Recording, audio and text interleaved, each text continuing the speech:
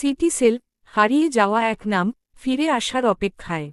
সিটিসেল, বাংলাদেশের মোবাইল ইতিহাসের এক অবিচ্ছেদ্য অধ্যায়। ১৯৯৩ সালে দেশের প্রথম মোবাইল অপারেটর হিসেবে যাত্রা শুরু করে তারা, সিডিএমএ প্রযুক্তির মাধ্যমে। এক সময়ের জেড প্যাকেজ ছিল তরুণ প্রজন্মের কাছে সবচেয়ে জনপ্রিয় অফার। কম খরচে স্পষ্ট ভয়েস কল, সহজ সেবা, সব কিছু মিলিয়ে সিটিসেল হয়ে উঠেছিল একটি আবেগের নাম। কিন্তু সময় বদলায়। জিএসএম প্রযুক্তির দাপট, 3G 4Gর চাহিদা, আর সঠিক পরিকল্পনার অভাবে সিটিসেল পিছিয়ে পড়ে।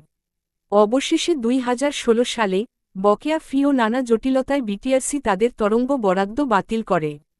বন্ধ হয়ে যায় দেশের প্রথম মোবাইল অপারেটরের পথচলা। অনেকেই বিশ্বাস করতে পারেননি সিটিসেল আর নেই।